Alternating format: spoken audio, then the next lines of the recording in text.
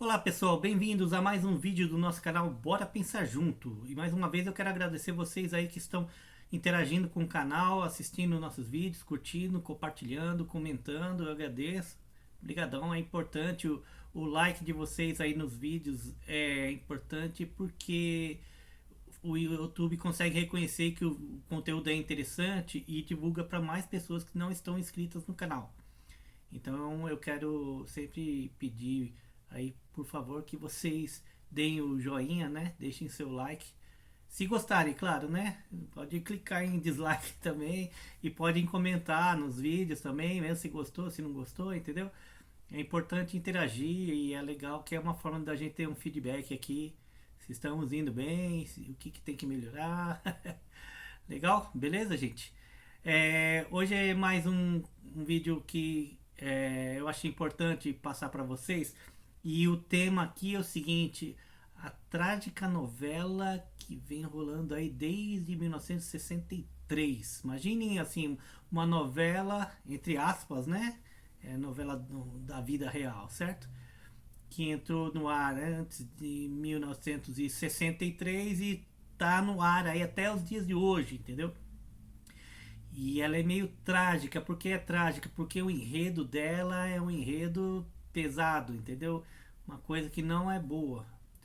Então, esse é o meu ponto de vista de todo o histórico que eu tive vendo aqui nesses últimos dias. Acabou culminando ontem com a morte, o triste falecimento aí do Jô Soares, né? E e aí eu acompanhando as notícias do Jô Soares acabou trazendo mais material para esse assunto que eu já estava com planos de gravar esse vídeo, entendeu? Então aí eu falei, deixa eu aproveitar o gancho agora e compilar todas as informações que eu tenho aqui para poder gravar esse vídeo logo, porque senão eu fico protelando e aí acaba não saindo, entendeu?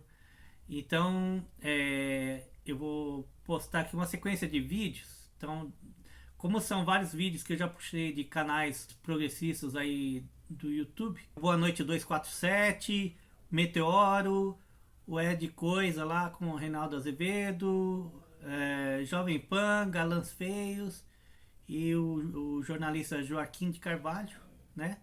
São os que contribuem aqui com o nosso vídeo. Eu quero agradecer a eles aí, eu tô dando crédito aqui porque eu fiz uma compilação de todos os vídeos que estão disponíveis aí nesses últimos dias, certo? Espero que tenha falado todos que estão aí contribuindo com o conteúdo, entendeu? E espero que vocês gostem. E no final do vídeo eu vou fazer mais um encerramento aqui, né? Só para contextualizar um pouquinho mais antes de dar o play aqui, é o seguinte: o que eu quero dizer com uma novela que vem desde 1963 é que o assunto surge um assunto em 1963 e todo o desenrolar até os dias de hoje tem alguns personagens que são os mesmos, entendeu? Tem um personagem principal que vocês vão identificar no vídeo que ele desde lá do início ele surge e está até hoje e impacta aí em muitas outras pessoas desses que estão participando dos vídeos aqui, que vão aparecer nos vídeos, são personagens que fazem parte da história mesmo, né?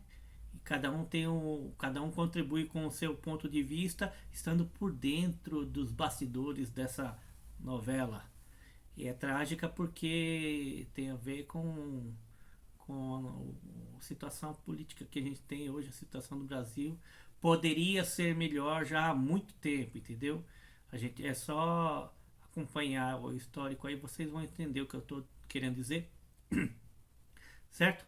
Então eu vou dar play aqui.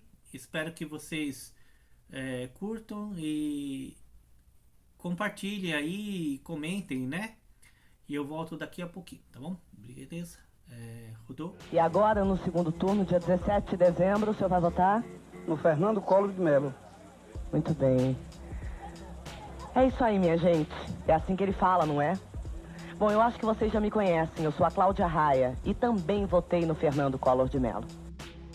Parte da explicação para a ascensão do Collor está no apoio da imprensa. E esse apoio já começou no ano anterior à eleição. Essa capa da revista Veja é de 23 de março de 1988. Ela é emblemática, mas não é a única peça publicitária que o jornalismo brasileiro produziu para a campanha do Collor. Para entender como ele tinha todo esse apoio da imprensa, você tem que entender as origens dele. Collor vinha de uma família tradicional, tradicionalmente envolvida em política. E em mais de uma oportunidade, essa família transformou política em caso de polícia. O pai de Fernando Collor é Arnon de Mello. Arnon é o único senador da história do Brasil que matou um colega dentro do parlamento a tiros. Isso aconteceu. Um senador matou o outro no plenário. E o registro em áudio dessa confusão, que aconteceu em 1963, ainda existe. Os guardas retirem do plenário o senhor senador Silvestre Péricles e solicito que também façam o mesmo com o senhor senador Arnon de Mello. A história dos tiros disparados por Arnon de Mello não vem ao caso agora. Tudo que você precisa saber agora é que ele queria matar um cara que era um inimigo local dele lá, chamado Silvestre Péricles, também senador. Só que aí, o Arnon de Mello, pai do Collor, errou os tiros e acabou acertando um outro senador chamado José Cairala, que era do Acre e não tinha absolutamente nada a ver com a história. O fato é que o pai do Fernando Collor contou com ampla defesa da imprensa até mesmo quando matou um senador dentro do plenário. E essa defesa tinha uma razão de ser. Arnon era o dono das Organizações Arnon, um conglomerado de mídia que incluía jornais, emissoras de rádio e até a afiliada local da TV Globo. Sendo um afiliado da Globo, Arnon foi defendido por um editorial do jornal O Globo. A democracia, apesar de ser o melhor dos regimes políticos, dá margem quando o eleitorado se deixa enganar ou não é bastante esclarecido. Aqui o povo de um só estado coloque na mesma casa legislativa um primário violento, como o senhor Silvestre Péricles, e um intelectual, como o senhor Arnon. Para pensar nesse texto. O intelectual é o cara que saca a arma. Já o primário violento é o que quase tomou os tiros. A argumentação é toda loucona e só faz sentido quando você lembra que o Arnon era afiliado das Organizações Globo. O filho dele, Fernando, herdou tudo isso. Essa foto foi tirada pelo próprio Roberto Marinho numa visita a Fernando Collor. A foto era boa, mas para ajudar um membro da família Mello, Roberto Marinho iria muito mais longe.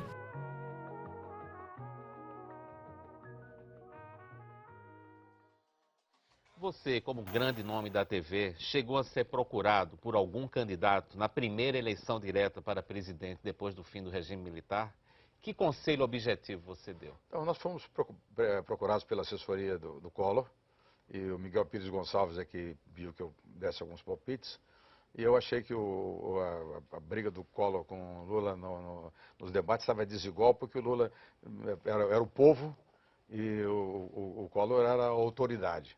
Então nós conseguimos tirar a gravata do Collor, botar um pouco de suor com uma glicerinazinha e colocamos as pastas todas que estavam ali com supostas denúncias contra o Lula, mas as pastas estavam inteiramente vazias, com papéis em branco.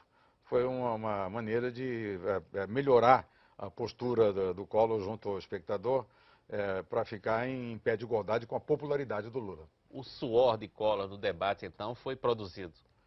Todo aquele debate não o conteúdo. O conteúdo era do Collor mesmo. Mas a parte, vamos dizer assim, informal, nós é que fizemos. Eu me lembrei do Jânio, só não botei uma caspazinha no Collor porque ele não aceitou.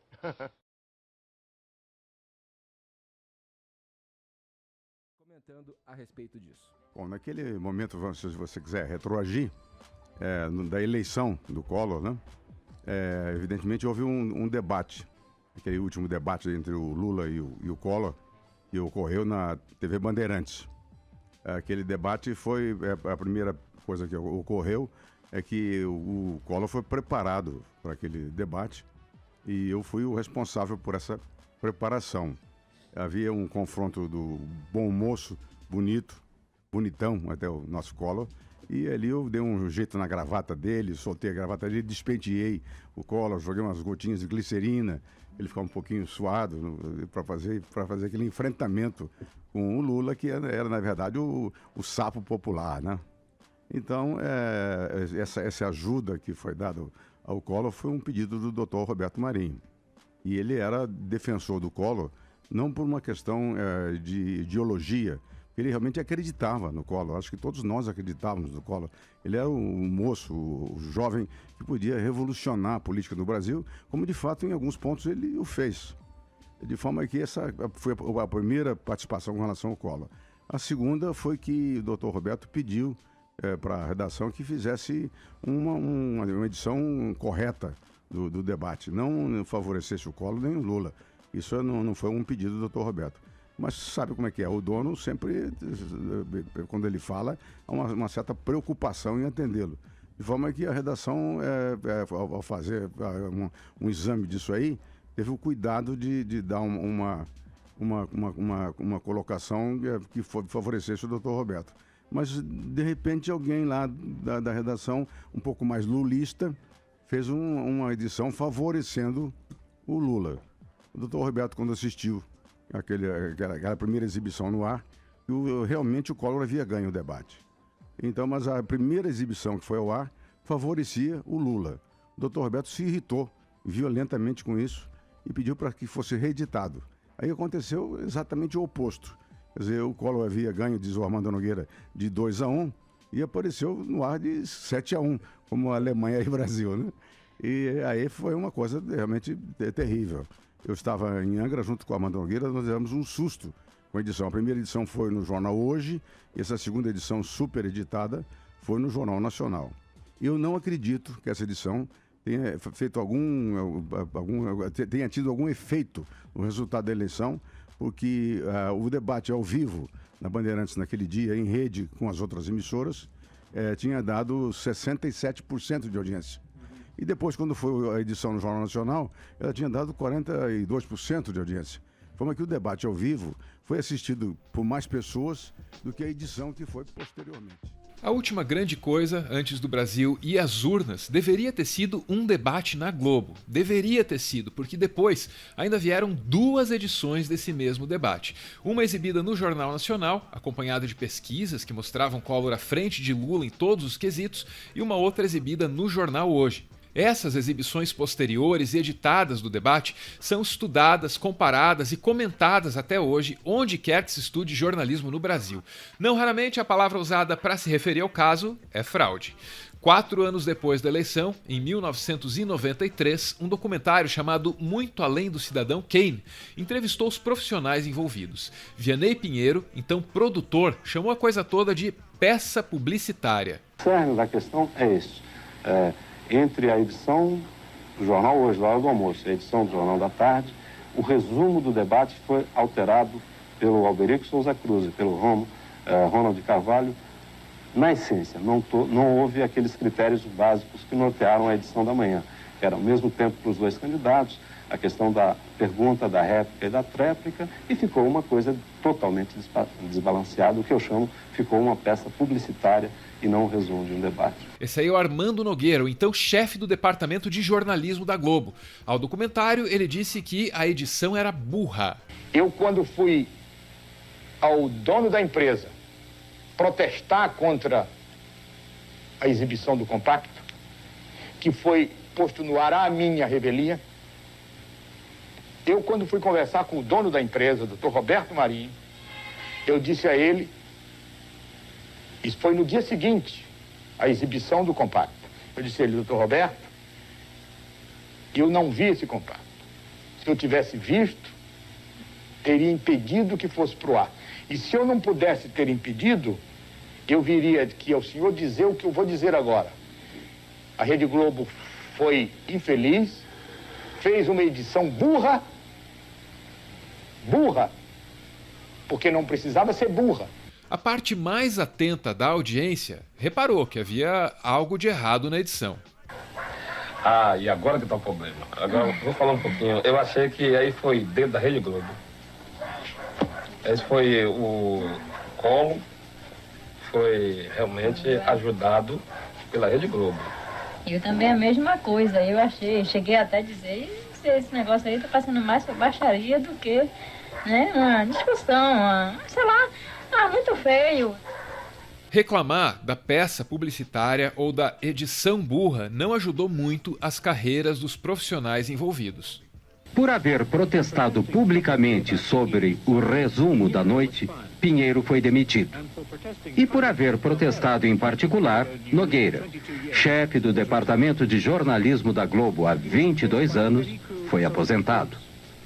Foi substituído por Alberico Souza Cruz, o responsável pela edição do resumo da noite. O fato é que a ajuda que a Globo deu a Collor naquela ocasião foi muito além do que esses profissionais aí imaginavam.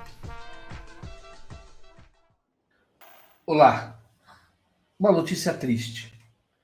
Faleceu nesta sexta-feira Jô Soares, um dos maiores comunicadores do Brasil. Uma personalidade que marcou a nossa geração, com uma versatilidade que pouco se encontra nas pessoas. O Jô tinha o que eu chamo de um pensamento lateral muito vivo, né? muito presente no pensamento dele. E isso é fundamental, eu acho, para todo mundo que quer entender a realidade brasileira, que quer entender a realidade do mundo, né? Muitas vezes as pessoas têm algumas antevisões que, obviamente, não tem nada de místicas. Apenas as pessoas sabem, Bob sabem, Voglio Bene, vê um acontecimento que está ali na periferia do centro das coisas, mas é ali que as coisas estão acontecendo, na verdade, né? Ali você tem sintomas de mudanças importantes para o Brasil, para o bem e para o mal. Para o bem e para o mal, né? Eu cito como exemplo, e eu sei porque eu tenho um livro praticamente, quase todo ele, criticando aquelas manifestações destrambelhadas de 2013, né? E eu lembro que até a época diziam, deixa, tá danando a Dilma mesmo, você não gosta do PT? Eu disse, não, isso aqui tá danando o Brasil, não tá danando a Dilma. Isso aqui é um ovo da serpente. E com a devida vênia, eu estava certo, né? É assim que aconteceu.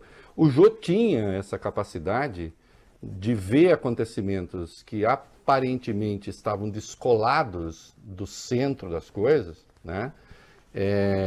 E, no entanto, ali estava um sintoma, ali estava uma ocorrência, ali estava um simbolismo que informava sobre o futuro. Ele tinha essa capacidade, daí que fosse um papo absolutamente delicioso, absolutamente agradável, inteligente, instigante, engraçado, porque ele sabia ser, e nas vezes em que entrevistados foram ao seu programa e disseram coisas impróprias no que respeitava a defesa das liberdades públicas, da democracia, do Estado de Direito, ele sempre soube reagir, né, com absoluta clareza, né? Vai fazer uma falta gigantesca.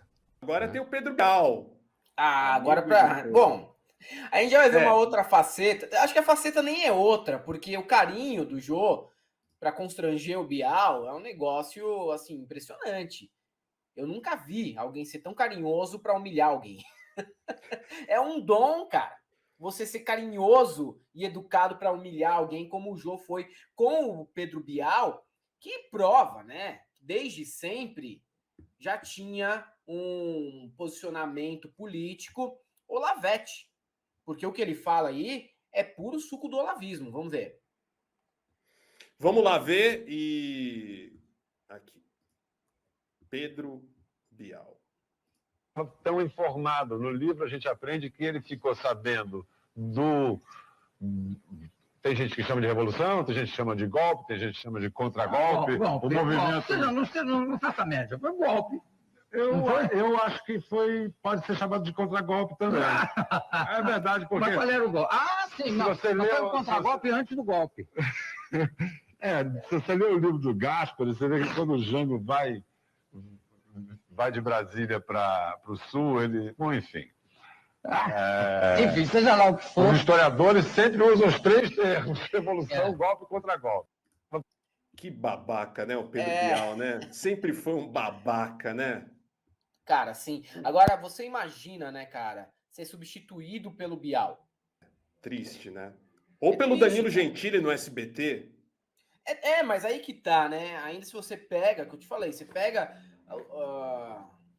a origem do Jô e do Pedro Bial é a aristocracia carioca. Sim. O Danilo Gentili não, é a ralé branca ressentida de São Paulo. É outra coisa.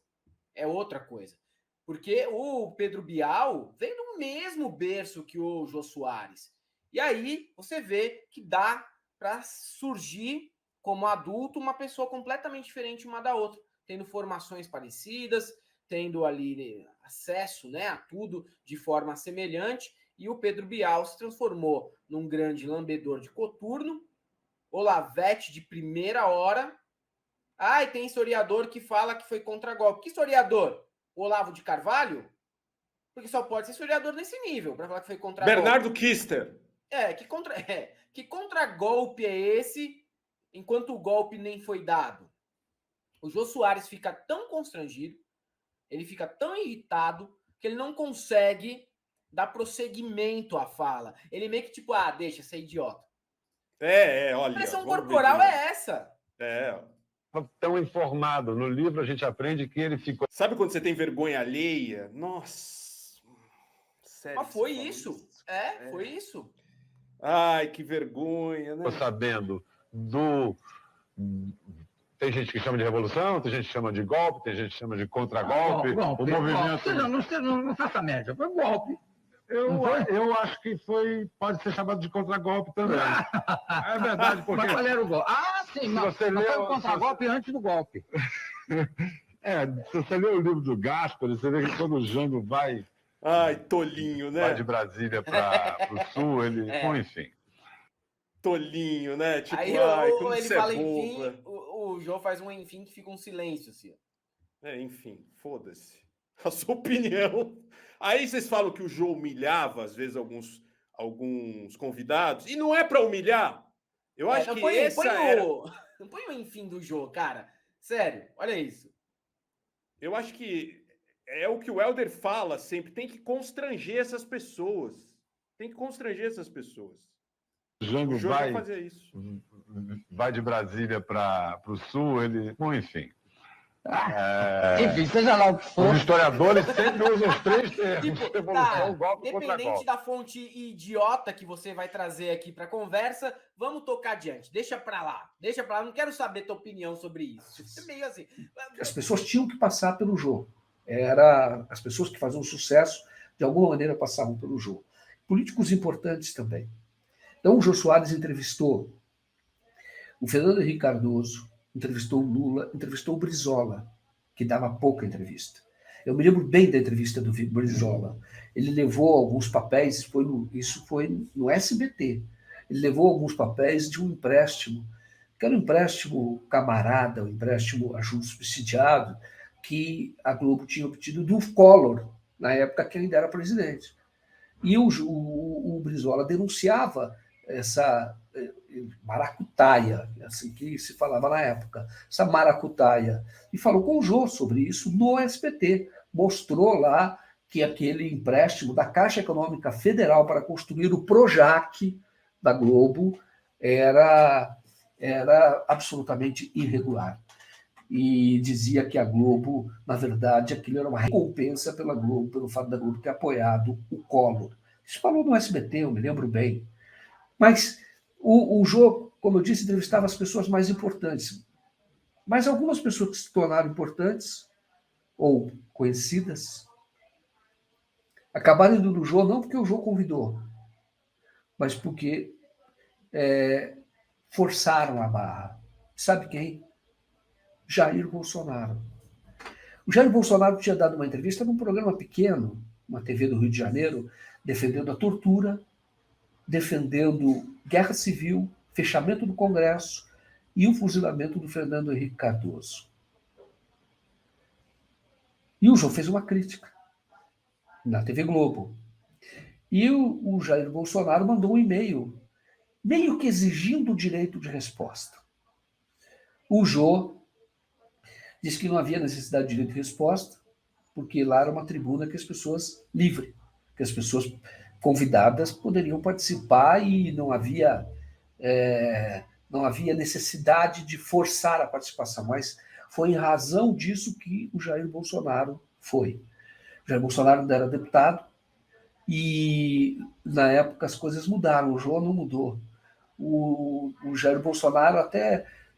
Os bolsonaristas divulgam muito esse vídeo, mas cortam uma parte. Porque quem está lá acompanhando o Jair Bolsonaro é a segunda mulher dele, a Cristina, não é a Michele. Então ela aparece em alguns momentos, e até certo momento, quando o Jô está lá discutindo com o Bolsonaro sobre tortura, porque o Bolsonaro defende a tortura, e defende violência policial, e até aparece um momento que a Cristina está rindo. E ele até, Ana Cristina, né? E ele até diz que até tua mulher está rindo, porque da piada que ele fez, que na verdade era uma crítica ao Bolsonaro. Foi uma entrevista relativamente tensa, havia discordância dos lados, mas via isso claramente, mas o Jair Bolsonaro acabou nesse programa porque forçou a barra e depois ele próprio disse, se eu não tivesse defendido o fuzilamento, a morte do Fernando Henrique, eu não estaria no seu programa. Ele quis dizer claramente, eu fiz isso para chamar atenção. Na verdade fez porque sempre defendeu a violência, mas esse é outro assunto. O vídeo agora é para homenagear Jô Soares. Jô Soares, um grande brasileiro, um grande profissional, de quem o Brasil, os brasileiros devem se orgulhar, e de grande personalidade. O Jô Soares, na época do impeachment da Dilma, do golpe em curso, o Jô Soares tinha coragem de defender na TV Globo que não concordava com o impeachment, que considerava um golpe. Então, ele colocava lá até alguns jornalistas para debater a conjuntura, tinha feito isso no Mensalão, estava fazendo isso na época da crise da Dilma, do golpe em curso, e ele defendia. E eu tenho para mim que isto foi incompatibilizando o Jô Soares com a TV Globo. Claro que isso ninguém vai dizer, mas o Jô Soares depois, ele deixa a Globo, 2016, depois do golpe. Ele deixa a TV Globo e vai aparecer na televisão 2 anos depois, fazendo comentários de futebol, uma pessoa extremamente versátil, na Fox. Então ele comenta a Copa do Mundo de 2018. Mas o Jô, ele defendeu as suas posições, tinha coragem para isso e dizia que não concordava com o que estava ocorrendo no Brasil e entendia que sim, a história das pedaladas era pretexto, como de fato todos nós dizíamos. Mas dizer isso na TV Globo, que era o núcleo naquela época do golpe, era o núcleo do golpe. Era Lava Jato, mídia, sobretudo a Globo, a mídia corporativa, e algumas pessoas na rua, muitos puxadas por bolsonaristas, incentivadas e estimuladas e com participação daqueles que defendiam a intervenção militar. Isso era o retrato ou a aliança que viabilizou o golpe, ou, mais do que viabilizou, que deu o golpe no Brasil. E o Jô, dentro da TV Globo, era contra, era crítico. Só por isso nós deveríamos aplaudir de pé Jô Soares. Porque não é fácil, trabalhando numa empresa do tamanho da Globo, ter uma posição como esta contra um golpe em curso que desgraçou o Brasil. E o Jô parecia entender o que iria ocorrer no nosso país. Mais uma vez, só por isso merece a homenagem. Só por isso merece a nossa absoluta reverência a um grande homem, a um grande profissional. Hoje, quando nós vemos a televisão brasileira e a baixa qualidade da televisão brasileira e a baixa qualidade do jornalismo na televisão brasileira, nós vemos que parte disso está na própria trajetória do Jô e nos sucessores do Jô. O retrato dessa baixa qualidade é que no SBT, hoje,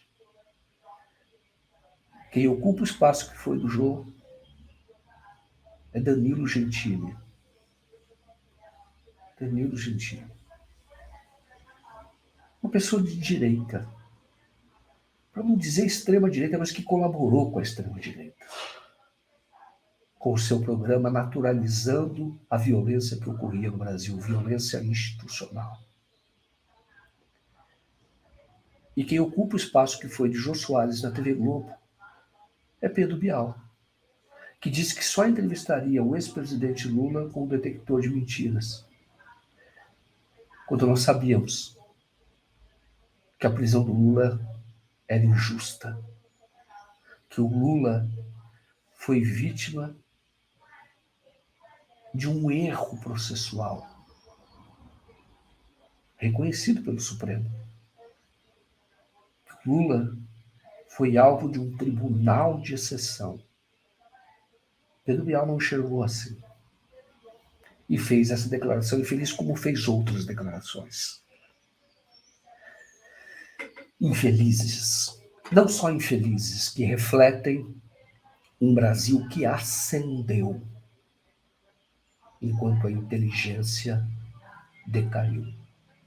Por isso temos hoje um fascismo em curso no país. As pessoas não perceberam e naturalizaram. Jô Soares era uma voz contra a corrente, corajosa, que vem daquele tempo, lá atrás, de uma efervescência cultural que teve no Brasil, década de 50, década de 60, e que não traiu seus compromissos, nem os seus amigos. Aqueles que o ajudaram nos primeiros passos, ele deu pelo talento dele, ele deu sozinho, mas aqueles que abriram as primeiras portas, Paulo Outram, Tônia Carreiro.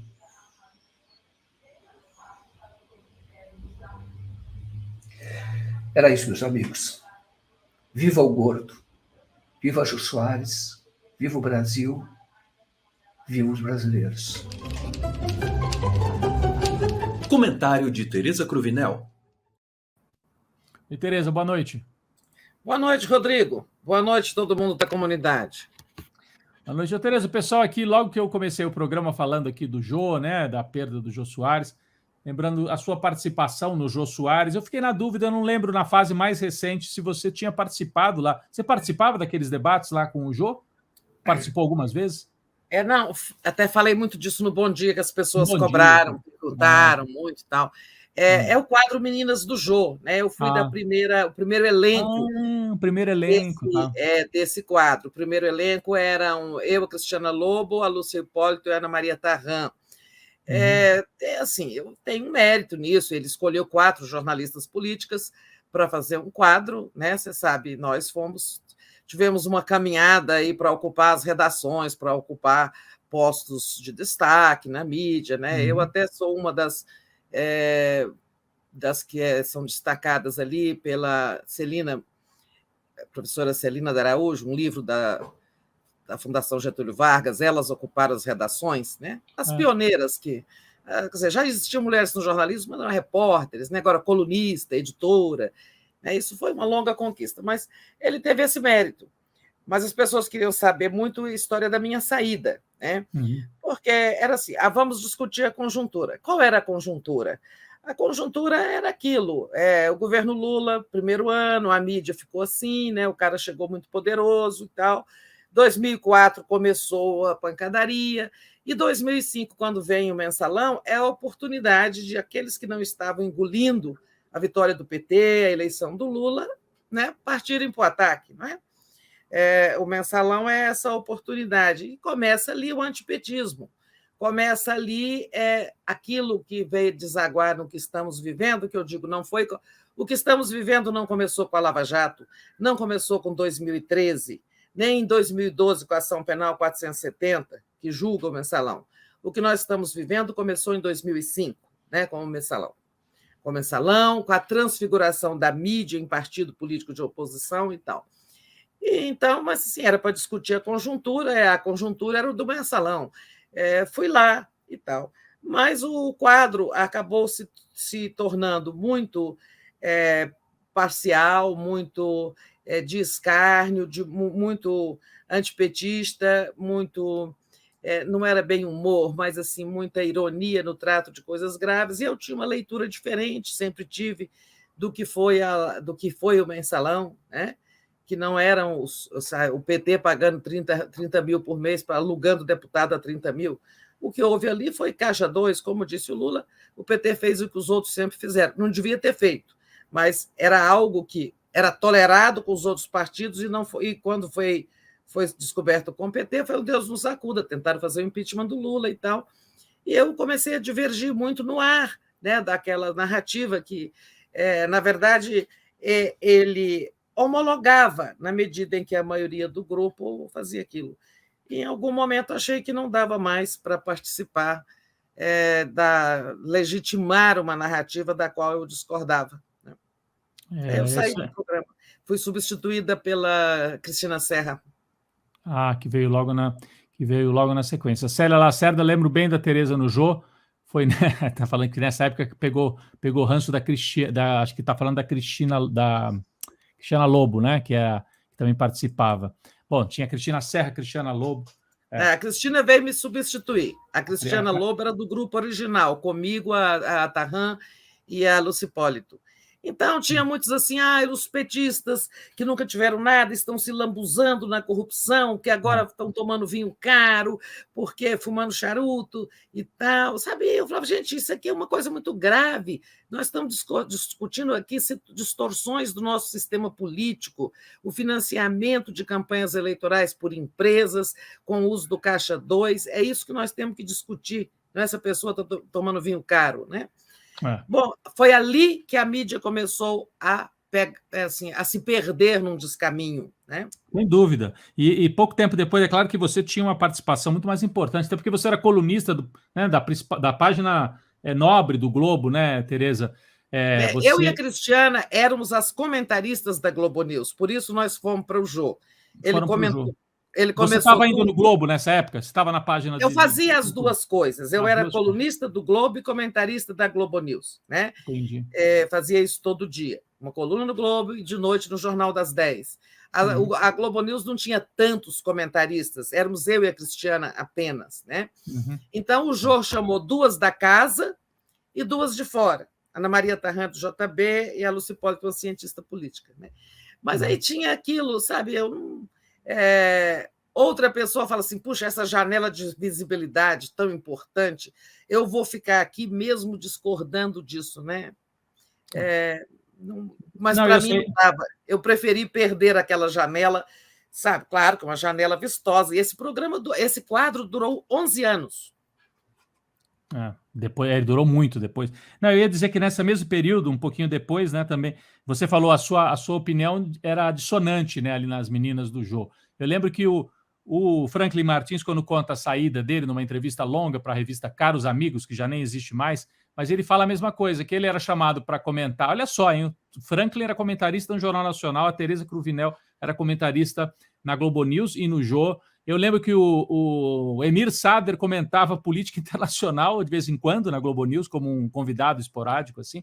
Depois virou um partido. Então, quer dizer, no começo dos anos 2000 tinha esse espaço. Eu mesmo senti isso numa posição muito diferente, eu era um repórter, não tinha o mesmo peso e tal, mas a gente sentia isso, né, Tereza, que tinha uma tentativa ali até de limpar um pouco a imagem da Globo que tinha vindo da ditadura, dando mais, né, abertura e tudo. Só que chega o mensalão, acho que eles farejaram, opa, aqui tem chance de virar o jogo e liquidar essa turma. E aí fecharam todas as portas, né? Você sentiu esse fechamento e pulou fora, o Franklin foi de alguma maneira expurgado. Eu também, por divergir assim, e outros colegas saímos da Globo em 2006, então é no mesmo período, é nesse período aí.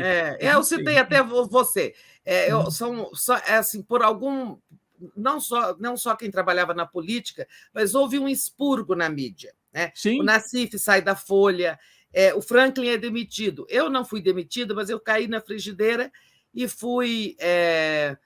depois saí quando Lula me convida para a criação da TV pública. Né? O Franklin era comentarista do Jornal Nacional, fui demitido. O Nassif, já citei o Nassif, você, o Azenha, muitas outras pessoas foram sendo expurgadas.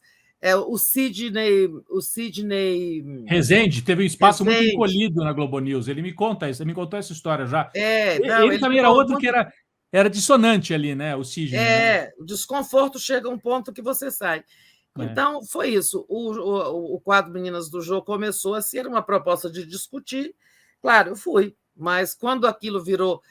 Ali começa toda essa coisa de não apurar a fundo, de falar o que vem na cabeça, desde que esteja de acordo com a narrativa que se quer impor, né? Isso vai se agravar depois. No ano seguinte, o Lula disputa a reeleição. Eles tentam o impeachment, não conseguem. O impeachment do Lula. No 2006, ele disputa a reeleição com Alckmin. E foi aquela pancadaria, né? A disputa da reeleição, a cobertura da reeleição.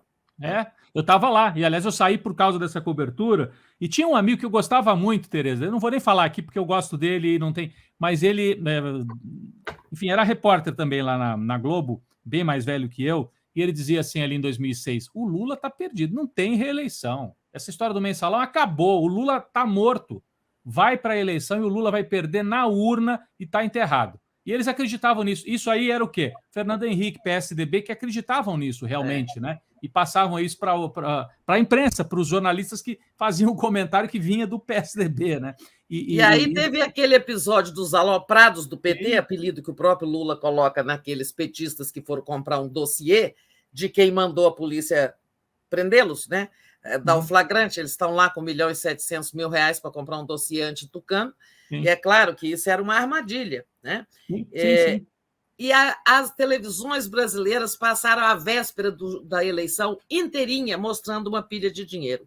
Se você olhar assim, as edições, não só da Globo, das emissoras no dia, você encontrará só dinheiro, dinheiro, dinheiro, embora um avião tenha caído, matado muitas pessoas, um avião da Gol, né? Sim, o Raimundo Pereira contou essa história numa reportagem na Carta Capital, trazendo todo esse bastidor, inclusive essa história de que na véspera da eleição a Globo deixou de noticiar o avião para noticiar a pilha de dinheiro. Mas essas coisas perseguem. Hoje eu vi, vendo a cobertura do Jô Soares na Globo News, falaram muito do Meninas do Jô, ouviram todas as outras, menos a Cristiana, que está em algum lugar muito bom, espero, mas cortavam a imagem para eu não aparecer, sabe? Que coisa. Ficou proscrita, então, né? Assim, o Jô, Ana Maria, Cristiano e tal, como eu estava na esquerda, assim, a foto não mostrava a minha imagem.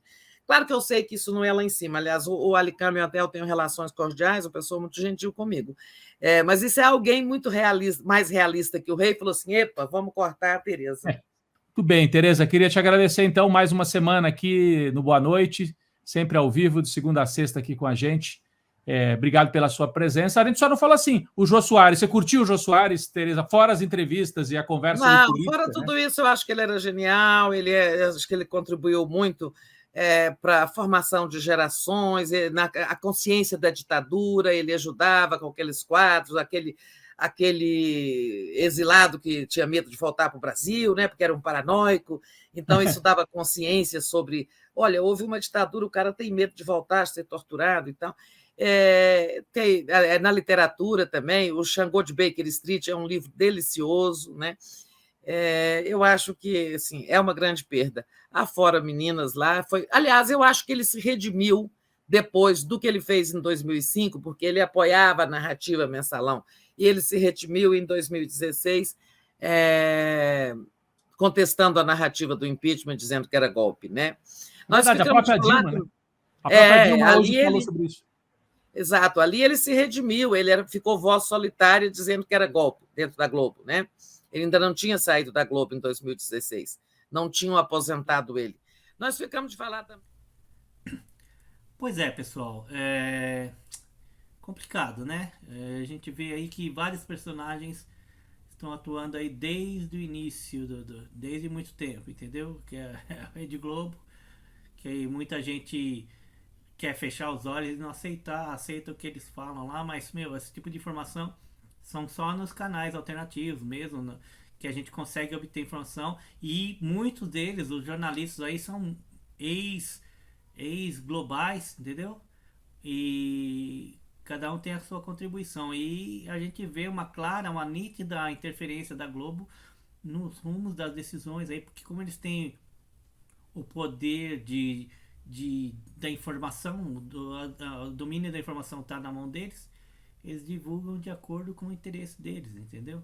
Então eles pegam uma coisa que é o errado e transformam falam que o errado é o certo e o que era certo vira errado.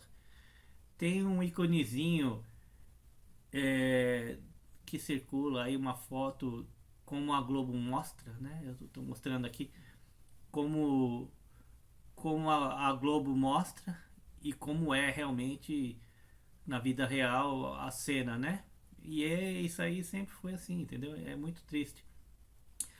E aí vocês vinham ali falando dos sucessores, entre aspas, do Jô Soares.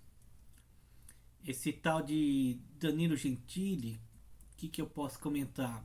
Danilo Gentili, não sei quem é, entendeu? Pra mim é uma pessoa insignificante. E com relação ao Pedro Bial, que substitui o Jô Soares, entre aspas, né, que herdou o programa dele lá, é que eu sou um cidadão normal, mas eu me sinto no direito de me expressar a minha opinião, que já que a gente liga a televisão e todo tipo de notícia chega até a gente, e se eu tenho o meu direito de expressar, eu quero também passar o meu ponto de vista, por isso que eu estou gravando esses canalzinhos. E claro que eu sou, vamos dizer, uma pessoa comum, né?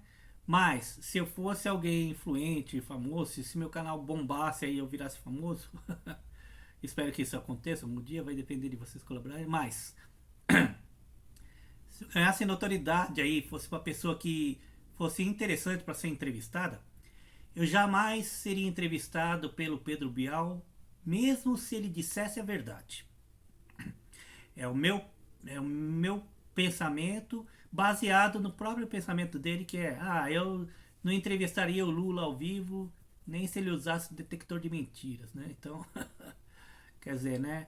Quem fala o que quer, ouve o que não quer, entendeu? É assim, isso é a democracia, entendeu?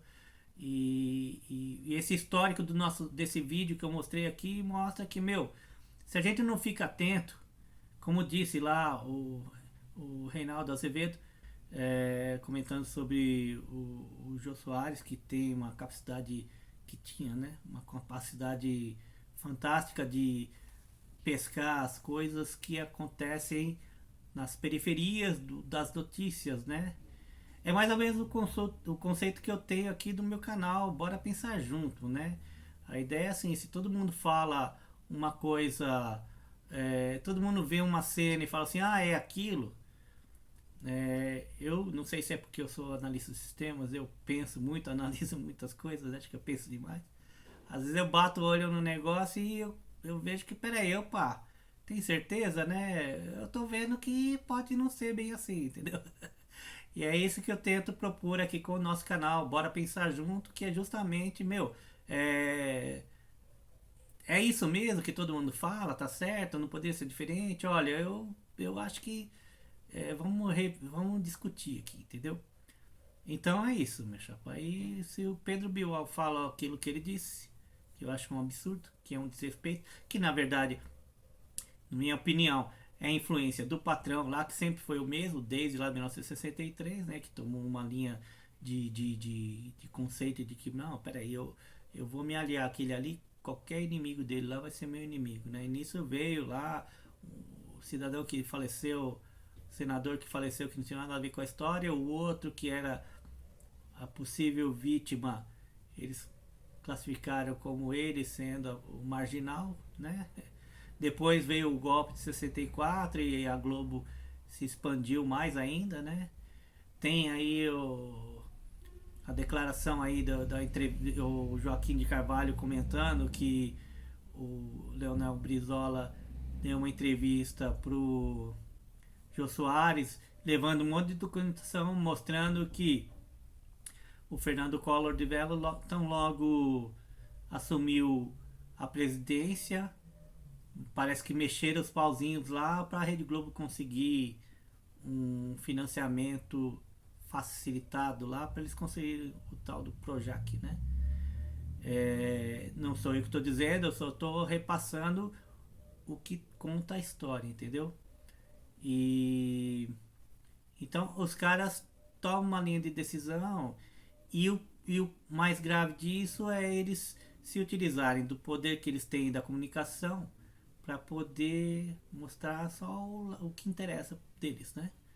Como aquela edição do debate entre o Collor e o Lula. É uma história que é antiga, que eu já sei disso há muito tempo, é difícil de explicar, mas muita gente não sabe disso, por isso que eu resolvi fazer esse vídeo. Eu já estava querendo comentar, ainda mais agora que nós estamos nas vésperas da eleição de novo, com esse presidente Boco Moco louco. E a Globo segue falando que, não, a crise tá ruim, é tudo, mas mesmo assim o governo Bolsonaro tem que fazer assim, assado, para conseguir se reeleger. Se fosse o Lula no governo, estaria lá a Miriam Leitão falando, eu conversei com diversos especialistas, todos eles são unânimes em dizer que a economia está indo de mal a pior, e as incertezas políticas com a próxima eleição vai fazer o dólar aumentar, isso vai espantar os investidores, e aí a crise vai aumentar, e a inflação vai subir para mais de 2 dígitos. Opa, a inflação já está a mais de 2 dígitos faz tempo já, e eles não defendem essa bandeira, né? Esperem só virar, se caso o Lula vencer, a Rede Globo começa a mudar o depoimento deles lá, e não, tudo é culpa do Lula, onde já se viu a política errada, que absurdo.